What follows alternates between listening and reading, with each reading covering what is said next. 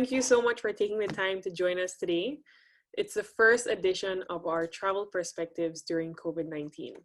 My name is CAROLEE CHANONA. I work as the editorial director at CaribbeanLifestyle.com, and today I'll be your host. On the agenda, we have resiliency in travel marketing during COVID-19. So whether you're joining from Belize or beyond, welcome. We're all learning day by day how to pave the way forward as COVID-19 reshapes reality. Our goal today is to spark a conversation on travel trends and marketing plans needed in the travel industry. Before we start, we encourage you, our viewers at home, to make notes and submit questions as they arise throughout the presentation. Each panelist is more than happy to personally reach out after and help. With that being said, I'd like to quickly introduce today's panelists. First up, Tanya McNab of McNab Visual Strategies. Based in Belize, Tanya is a trailblazer and dynamic entrepreneur. Her marketing expertise stems from a wealth of diverse industries and experiences in both Belize and the wider Caribbean. Within this portfolio is Caribbean Lifestyle Belize. Good to have you here, Tanya. Thank you, CAROLEE. Great to be here, and welcome to all our guests joining us. Next up, we have Louise Roe from her travel agency, Roaming Belize. As a tour agent, her customer base of global travelers and love of being in the know makes Louise a fountain of knowledge. Especially now as things are rapidly changing, Louise maximizes her strength of social media for the latest needs and wants of the tourism market. Hi everyone, thank you for joining. Last but not least, we have Vivian Rogers, who joins us from England. Vivian is a hospitality marketing specialist and the founder of Roe Rogers Marketing based in London. With her, Vivian brings an international perspective on marketing for hotels during COVID-19. Hi guys, it's great to see you joining from across the pond today. Well, they say time is money, so let's jump right in. Offhand, I wanted to start on the topic of rising travel trends coming out from COVID-19 so far. What's the first trend that we can anticipate when travel reopens? I think first and foremost, we know travel after COVID will be forever changed. And I think the answer to this question really depends on when our tourism markets like the US and Canada open back up for travel, and we'll have to look at their perspectives that they take on travel. In my eyes, I think one of the first areas that we will see movement towards will be in domestic travel and staycations once our in-country limitations are lifted.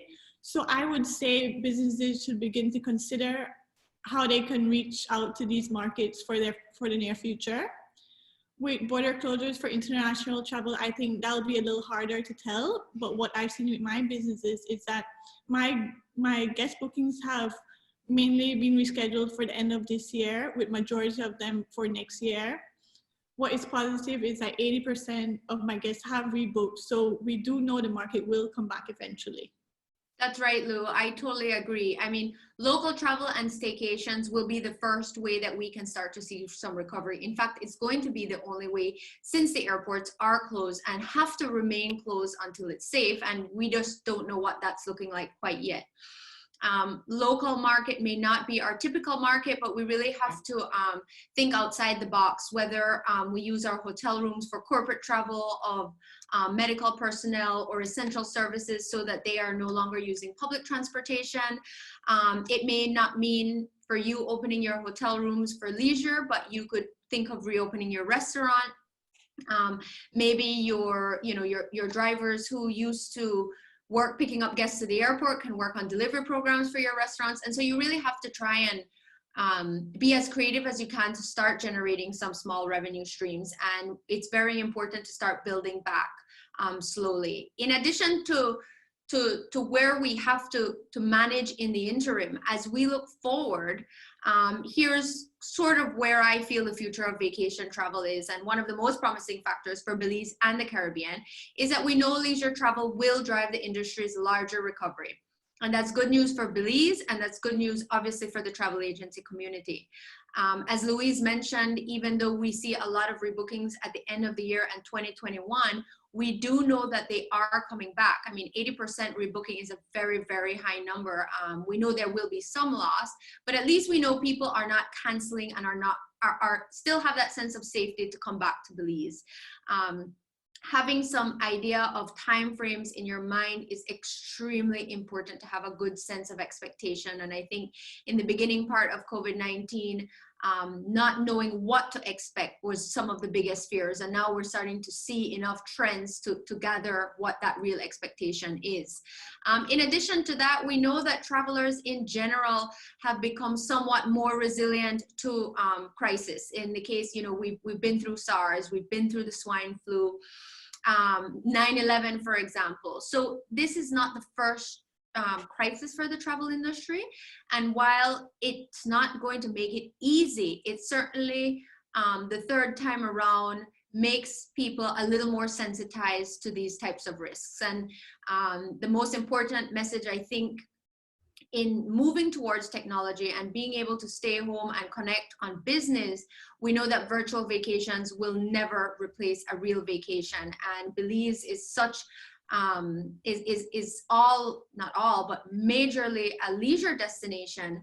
And that human curiosity will not go away. As humans, we are natural explorers. And so we know that it will be coming back to destination like ours quite quickly. And our travelers are adventure travelers at heart. So, you know, they go rappelling, they go swimming with sharks, they go in dark caves. So we know, and we should find some comfort in the fact that our type of travelers, our adventure travelers, are going to be the first on the move once travel reopens. I completely agree with Tanya. Leisure travel will come back, and one thing we also must keep in mind is that these guests are looking for meaningful travel experiences. What I found with a number of my guests are that they're willing to spend on what matters. So whether it be that they're connecting with nature or learning a new culture or just spending time with family, they're looking for these genuinely meaningful travel experiences in which Belize has to offer. So as a travel concierge, I work towards building these authentic and immersive experiences. And I would recommend that businesses try to look at how they can include this sense of meaning and experience into your messaging and offering. And you know, interestingly, that goes right in line with some of the marketing that we're seeing right now for Belize. As a top destination for the region, we're really seeing great feedback from some of these visually exciting posts being shared right now on social media. You mentioned zip lining, waterfall rappelling, scuba diving, I mean, even a private island experience. These are all standout features for Belize as a destination. Now, this is one messaging initiative that we're seeing, but what other paths can we individually do during downtime as the perspective from hoteliers? Can you shed some light maybe internationally, Vivian? Yeah, I think that's a really great question, one that a lot of hoteliers and businesses are asking. From my end, and what we're recommending is just making sure that you're transparent in everything that you do. I think you know, we're all in this together, and we no one has the right answer, but what your customers will want to see and your audiences will want to see is that transparency. So what I'd recommend is let your guests know what's happening and what you're doing, and reassure them that throughout the process that you're here to help them. And I think when, you know, we don't all have plans, but when we do have plans, share that with your guests and make sure that you're clear and concise as much as possible. So whether that be that you're closed until further notice, that you're taking reservations from June, or that your opening plans will begin in July, whatever your plan is, just keep them informed. And I think one of the good things that I do is I always look at what other people within the industry are doing. So I just kind of wanted to share with you some great examples that I've seen within the industry, and that I think have been successful in portraying that message so far. So for example, Claridge's have included a pop-up on their website, and as soon as you go on there, they let you know that they're closed at the moment, but that the reservations team are there if you need them to change any bookings. And I think it's really nice that the message that they've sent has come from the general manager. So if you could add a personal touch to that message, is great. Coworth Park is another great example. They've included it on their homepage as well, and they say that although the hotel is closed, reservations lines will be open in June, and that just lets guests know that, you know, soon you will be able to come back and stay at the hotel. And then lastly, Soho House have put the messaging into their social media, which is, I think, a really interesting and great way to portray this message, considering the audience is younger. And they have not only communicated that they're closed, but also asked their guests, what do you guys want to see from us while we're closed? What can we entertain you with? And I think that's a really nice personal touch, because it shows that they are listening to their guests. So I would say throughout this whole process, try to be honest with your guests, be open, be concise, and be positive, and don't shy away from the fact that we are currently in a crisis, and what you guys are doing while we're in that crisis. I think the next really important point to touch on are your cancellation and rebooking policies. We've seen a lot of this, and it's been one of the first things that have been highlighted since COVID, especially with flights and everything being cancelled. And I think really the key message here is to be flexible, and your messaging should portray that. So whether that be that you're able to change your dates, that you can cancel within 48 hours, or that your team are there to help you, put that into your messaging and see where you can put that, whether it be on your website or your social media, because you guys can all be practicing the best policies, but if your guests aren't aware of those policies, it won't help them at all, and it won't give them that confidence at all. So just another few examples, as I think examples are great to go by here. The Hilton have a great example, and they've launched their campaign called Plans Change. It's really simple, it's concise, it says it how it is, and it's on every single one of their channels. Another great one is the Edition here. Their tagline is, "Our top priority is you," and that's another way to make your customers feel safe, secure. They have all the booking information for rebooking and cancellations on the top of their website. And then I think also some people think that sometimes when you're talking about cancellation policies and booking policies, they're a bit boring and a bit bland, and they try to shy away from that. But you can make it fun, you can make it exciting. And so I've shared some great examples as well of the Hoxton and Sea Containers who have pulled this message through their social media. And they've done it in a much more casual, playful way. So whatever you do on whichever channel you choose to do it through, just make sure that you're communicating these policies to give your guests a peace of mind and to build their confidence in this uncertain time. And I think the last thing I really would say is to start to look at your cleanliness and hygiene standards and see how you can share that through your marketing message. This is something that emerged really early on when hotels were still open here in the UK, and I think will be really, really prevalent when they do open back. Your customers will really want that reassurance to know what you're doing as a property to make sure that they're safe. If this is something that you haven't looked at before, I think it's something you should definitely start working on now. And your tourism boards would be a good place to look for this advice. And also, again, look at what other hotels have done to implement this into their communication strategy.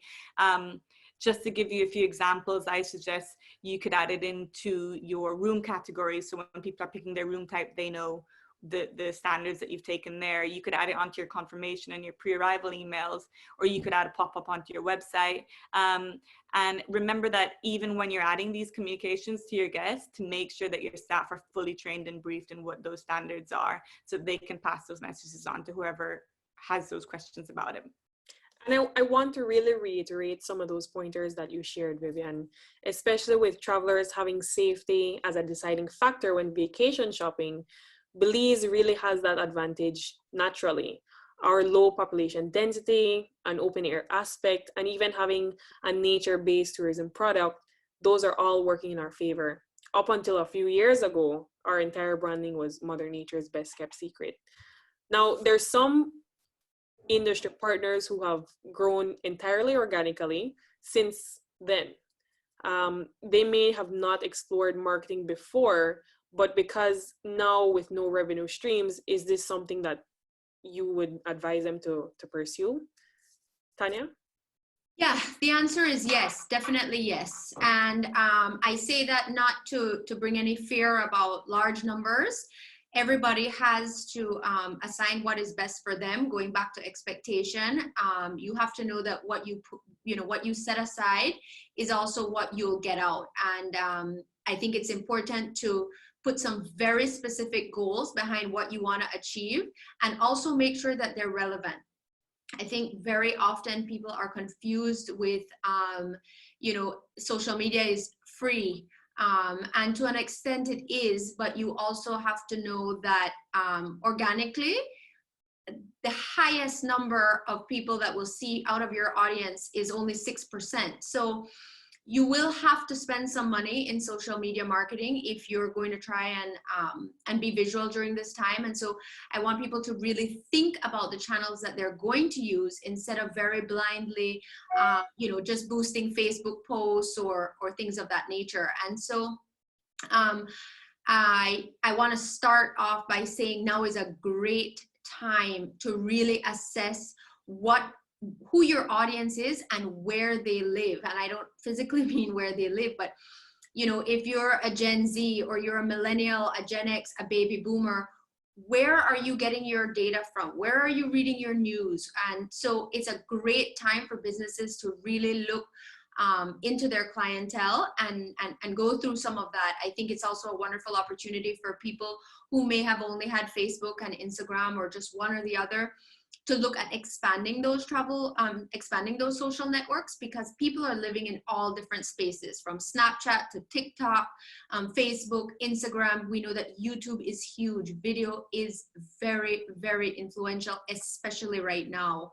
And so I urge you to do that. And then, like I said, to be very realistic about what can be done with cut budgets, and just to know that you're not going to, even if you are putting out, there are going to be limitations. Pick the most important things to spend on. Utilize social media platforms that allow you to connect on multiple networks at once, so that you are being efficient with your time spent on posting. And make sure you have that execution plan from A to Z, and try to stick to it. It's really important, because especially in a world right now where we are not in very specific disciplines, it's hard to stay on track. So you have to assign that certain amount of time every day to your marketing.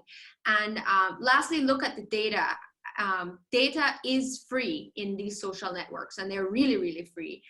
They're obviously platforms that you can invest in to dig much deeper, but Google Analytics is a completely free program. The insights in all of your social channels are absolutely free. You should be looking at what time of day people are posting. You should be looking at how they're engaging and what they're engaging in. And so you should look at them week over week, see where you're seeing increases, see where you're seeing decreases, and just keep an extremely keen eye on that information that is available to you right now. It's extremely important to remain visible, because as we all know, people are still looking. If you look at your data, you'll know that your website searches may still be up. People are still looking. That's because they're yearning for that holiday. They're making that wish list. So make sure that you are visible and you are present at the very least going forward. Correct, Tanya. And also, just to build on your point, I think it's very important we must stay visible. During this time, you may not have a huge budget, but there are many cost-effective and free marketing opportunities out there that you can piggyback on to get exposure and drive brand awareness.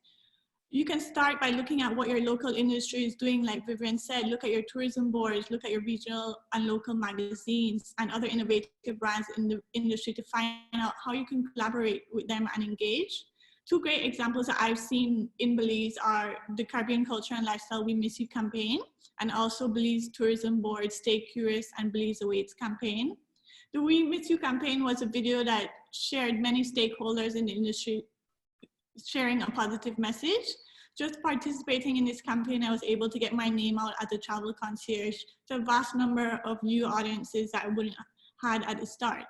Also, participating in the Stay Curious, Belize Awaits campaign, you're able to help share a positive message and help connect travelers for future travel to Belize. Looking internationally, you can also see that this is a trend where many other amazing campaigns have been seen set up to help inspire travel. I participated in two campaigns that aimed at promoting travel to the future. One was with Travel Pulse and one was with After COVID, I Will.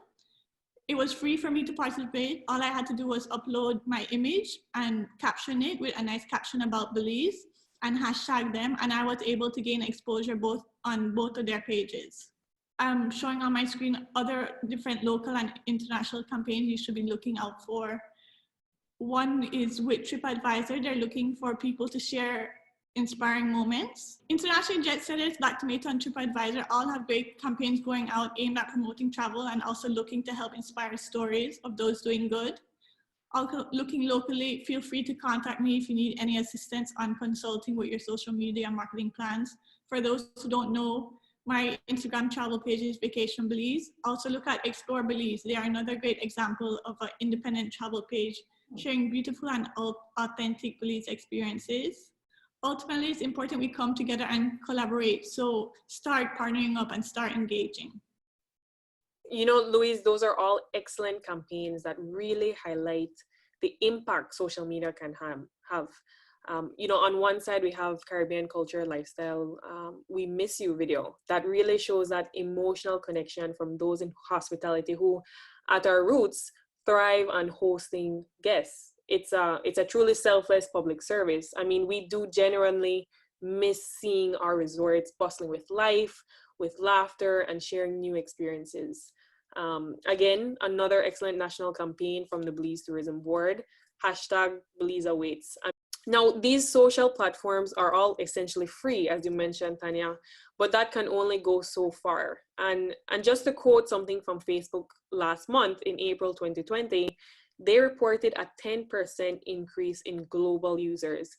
That makes it 2.6 billion monthly active users, and that's billion with a B. So how can we maximize our content to ensure that we're also increasing our reach? CAROLEE, actually, I think I read something just last night that Facebook did reach the 3 billion mark. And I think that they're seeing, all social networks are seeing growth now because we are all at home a lot more. And it does give you an idea of just how valuable content is. And content is king. Just because hotels are closed and people can't visit right now, that doesn't mean that people don't want to hear from you. People want to be connected to something now more than ever. We're emotional humans. And that's why we've seen a spike in content that people can relate to or take part in, such as recipes and particularly the We Miss You campaign for return guests. And content is at the core of everything we do at Caribbean Lifestyle. And we really encourage you to take a moment to visit our website after this webinar, because I feel that it's important to have a lot of relevant content about your brand. And you should know that what is good for my brand may not be good for yours or your audience. And so you really have to work through that audience exercise. But we can see that people are searching, and we can see from the data on our own website that traffic is rising. We saw a huge growth spurt since the pandemic began to unfold. But you know, if we didn't know who our audience was, we wouldn't be able to put the content out that we know our readers are looking for. And if you are to visit the site, you will see the information being put out extremely relevant to past visitors of Belize or people who are interested in visiting Belize. I think the role of influencers in marketing is also going to be very important. Yeah, I completely agree, Tanya. And I think if you, the key thing is knowing your audience and what they do want. But I think that at the moment, you know, we're all spending a lot more time at home, and we're all looking for that form of and that escape. So what I think messages towards that would be really great at the moment to see on your platforms. And I think that's something that even as hoteliers, you can bring that out and across your brand.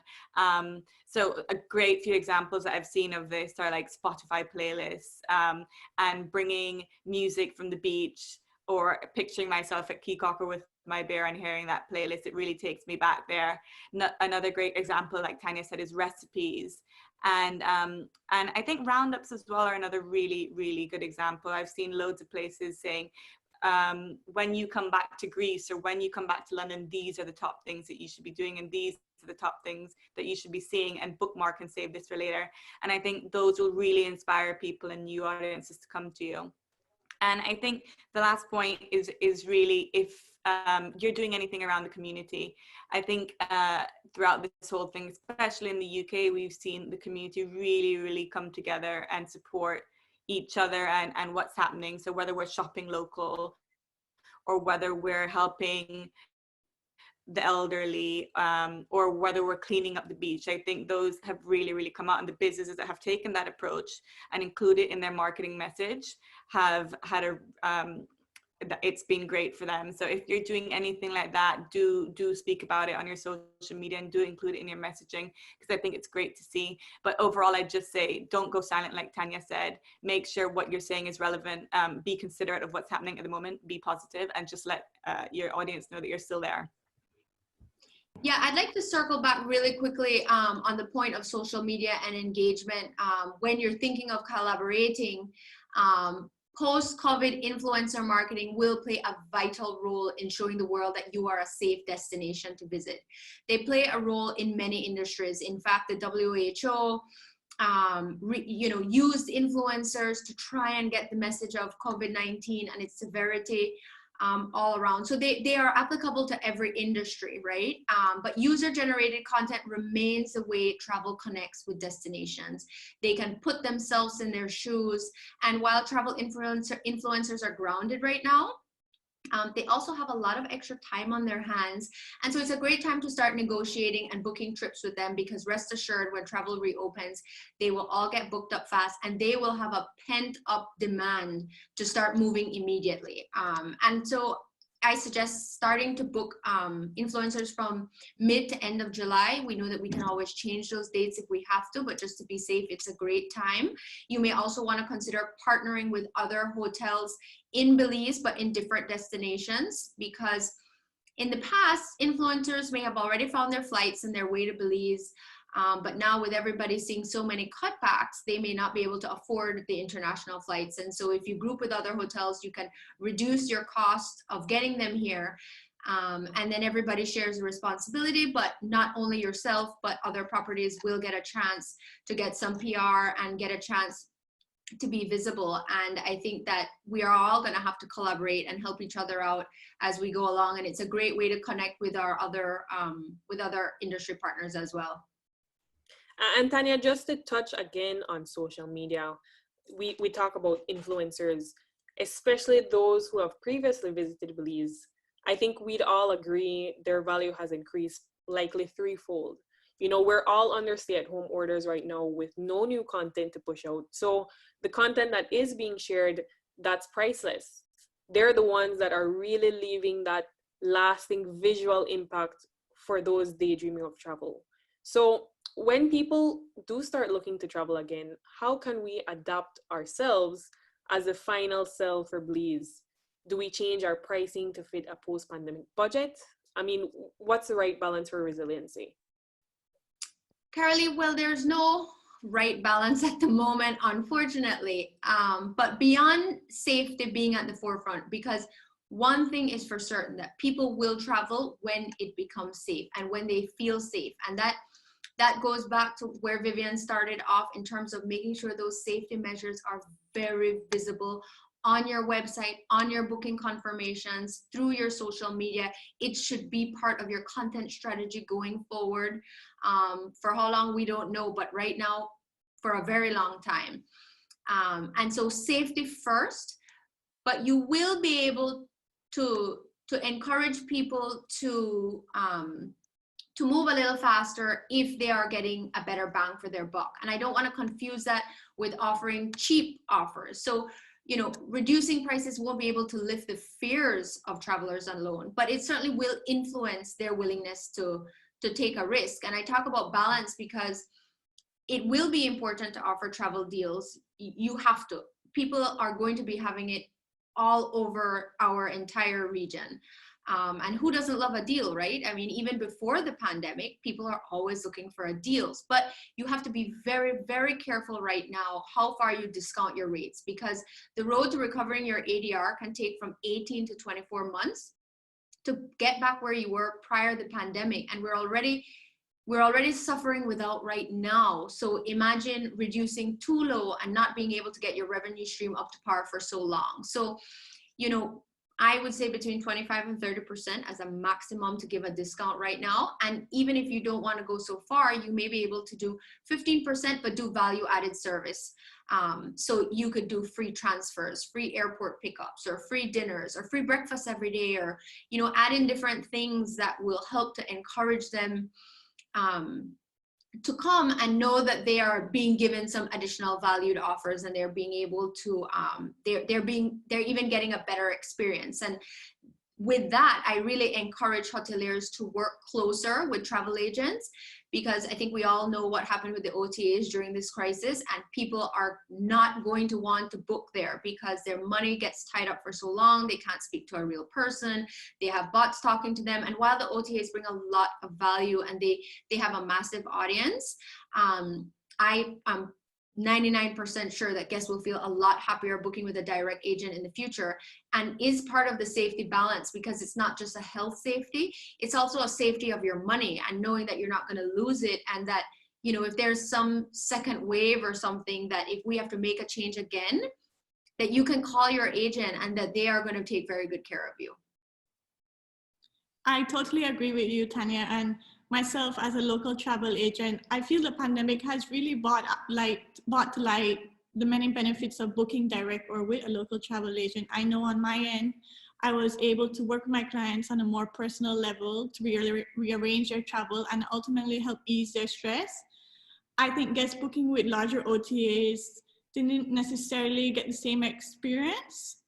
I think looking forward past COVID, it won't be surprising to see that many more future bookings will be coming direct or through a local agent. So I'll be happy to chat to anyone seeking advice on this or wanting to work with a local travel agent as an alternative booking channel. We're nearing to the end now, ladies, but I wanted to wrap up with your own perspectives on community resiliency. At home, we know how comforting and rewarding it is to share with your neighbor, and we talked about partnering and collaborating locally already. So why shouldn't that community effort be expanded to the entire industry of tourism? You know, we're all collectively marketing Belize, which benefits us individually, so we can learn from each other along the way. Additionally, we also know that we can make our budgets a lot more efficient with collaborating and partnering, like we discussed with social media influencers. What are your final thoughts for resiliency in the region? You know, I think for me, I would like to close off on a very hopeful note, because I think that we should be mindful that Belize and the Caribbean are going to be the new first destination. And Asia, Europe, right now, there is no perception of safety there. I mean, I think we can all agree we would not be in a hurry to jump on a plane and go to anywhere in Asia. And while not all European cities are countries were hit so hard, we do know that some were hit very hard. And so the Caribbean, especially for the US, who is our primary market, will be the first place that people start moving. And so I really encourage people to boast of Belize and how well we have contained the COVID-19 situation. I mean, we only had 18 cases, and up to yesterday, there were only 3 left for recovery. All had recoveries. Unfortunately, we did have some loss, but overall, Belize has been containing it. And so you should let your audience know that Belize is safe. We are not rampant with COVID. And I encourage you all to, you know, reach out to me, Louise, and Vivian for more of your insights and for more of our insights and any opportunities we can to help you or your business. We put this on because we want to hear more from you, and we want to find different ways that we can help along the way, because, you know, we're all at home, and so we want to put it every bit of our energy to good use. Yeah, I completely agree with Tanya. I mean, like Tanya was saying, the reason that we decided to do this is as we're all in very similar industries. We chat every day, and I turn to the girls for advice. And I think during this time, it's really important to not only turn to your friends, but to also turn to partners and people within your industry for advice, but also to offer them support. So wherever we can offer that support, just please do let us know. In terms of what perspective we take, I think, you know, ultimately it's a wait and a watch game. We don't have a crystal ball, and there's no right answer to what you do at the moment. I think it'll be a long road ahead, but one thing I would say is to use your time wisely and prepare for when we're back. I think it's really important, again, to stay connected and support each other, but also think of the things that you can do while things are a bit quieter. So, you know, does your website need new copy? Can you look at a social media plan? All the things that have been on your list that you just haven't been able to get done, marketing wise, look at them again and look at your audience, like Tanya said again, and see that when this comes, when we're back out of this, how you can prepare to be even better than ever. Just to echo on what the girls have said, we are all in this together, and we're here to help each other and look out for each other where we can. Myself and the girls work together all the time, and we are here. Just know that we're here listening out and happy to hear from you. So on behalf of Caribbean Lifestyle, I wanted to thank each and every one of you viewing at home for sharing your time with us. Sparking this conversation on market trends can help us individually build a plan for future travel.